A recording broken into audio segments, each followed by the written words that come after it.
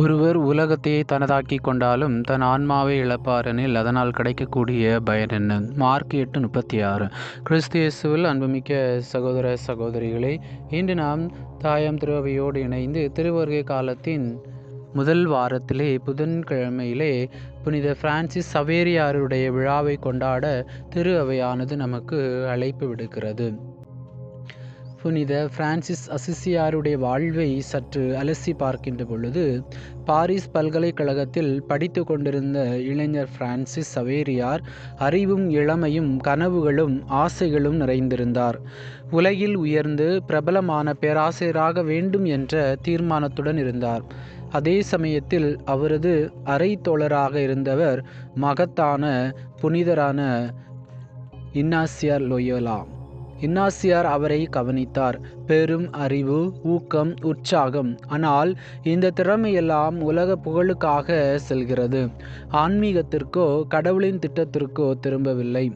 ஒரு நாள் இன்னாசியார் அமைதியாக பிரான்சிஸிடம் கேட்டார், பிரான்சிஸ், நீ உலகத்தை தனதாக்கி கொண்டாலும் தன் ஆன்மாவை இழந்து விட்டால் நீ என்ன செய்வாய் என்று மார்க் 8:36 இறை வார்த்தையை அவர் சொன்ன உடனேயே சிரித்தபடி அவற்றை தவிர்த்து விட்டார். ஆனால் இன்னாசியார் ஒவ்வொரு நாளும் அதே வசனத்தை மெதுவாக அன்போடு மீண்டும் மீண்டும் கூறினார்.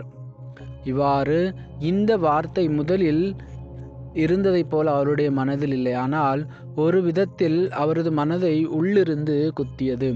இரவு படுக்கையில் படுத்தாலும், கல்லூரி வாசலில் நடந்தாலும், பாடம் எடுத்தாலும் இந்த வசனம் மனத்தில் ஒலித்து கொண்டே இருந்தது. சில வாரங்களுக்கு பிறகு பிரான்சிஸ் அமைதியாக நின்று இன்னாசியாரிடம் சொன்னார், நீங்கள் சொல்வது உண்மை. நான் உலகத்தை தேடி போகிறேன். அது எனக்கு என்ன தரும்? ஆனால் என் ஆன்மா என்னவாகும்? அந்த நிமிடமே அவரது வாழ்க்கை திசை மாறியது. உலகின் புகழின் கனவுகள் மெதுவாக மறைந்தன. கிறிஸ்துவின் அன்பு அவரது உள்ளத்தை நிரப்பத் தொடங்கியது.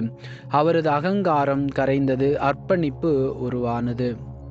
ஆம், கிறிஸ்து இயேசுவில் அன்புமிக்க சகோதர சகோதரிகளே, இன்று புனித பிரான்சிஸ் சவேரியாருடைய வாழ்வு நமக்கு கற்றுத்தரக்கூடிய முக்கியமான பாடம், உலகம் அல்ல, ஆன்மா முக்கியம். நம்முடைய காலத்தில் பதவி, பெயர், பணம், வசதி இவற்றை பெற ஓடிக்கொண்டிருக்கிறோம். ஆனால் சவேரியார் உன் ஆன்மாவின் மதிப்பு உலகத்திற்கு மேல் என்பதை புரிந்து கொண்டார். இன்றும் அதை போலவே சவேரியார் தனது திட்டங்களை விட்டுவிட்டு கடவுளின் திட்டத்தை ஏற்றார். இன்று நமக்கு பல அழைப்புகள் இருக்கின்றன. நல்லவராக, பிறருக்கு உதவ, எளிமையாய் வாழ, குடும்பத்தில் அமைதி தர, ஒரு குழந்தைக்கு கருணை காட்ட என்று சொல்லி நமக்கும் நிறைய வாய்ப்புகள் வருகிறது.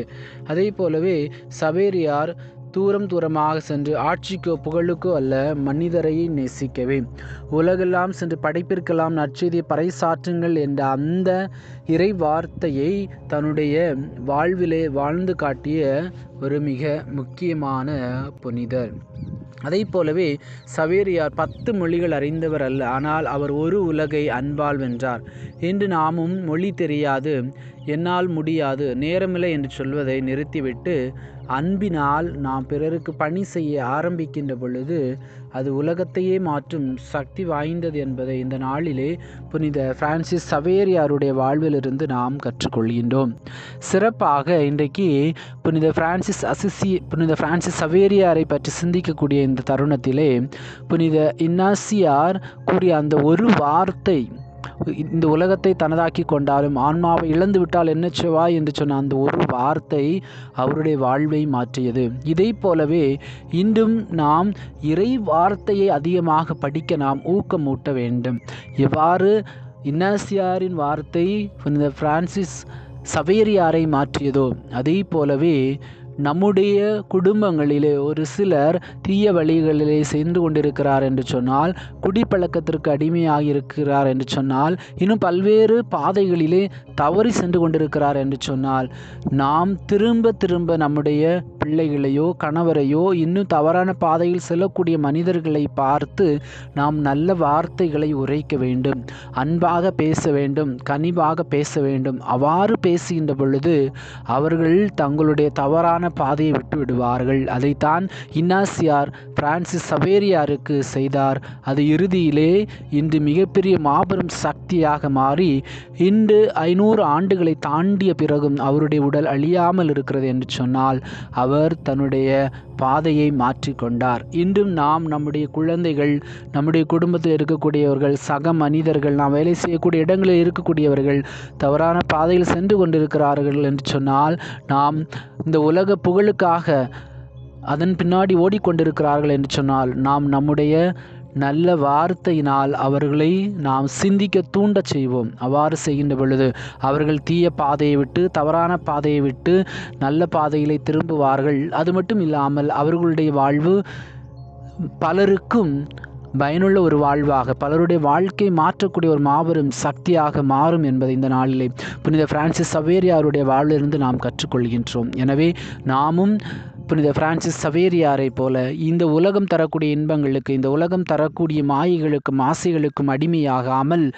ஆண்டவர் இயேசுவை போல அன்பு, இரக்கம், மன்னிப்பு, விட்டு கொடுத்தல், ஒருவர் புரிந்து கொண்டு வாழக்கூடிய கிறிஸ்தவ மதிப்பீடுகளை வாழ்வாக்க தேவையான அருள் வேண்டி இறைவனை நோக்கி மன்றாடுவோம். எல்லாமல்ல இறைவன் தந்தை, மகன், தூய ஆவி உங்களை நிறைவாக ஆசீர்வதிப்பாராக. ஆமேன்.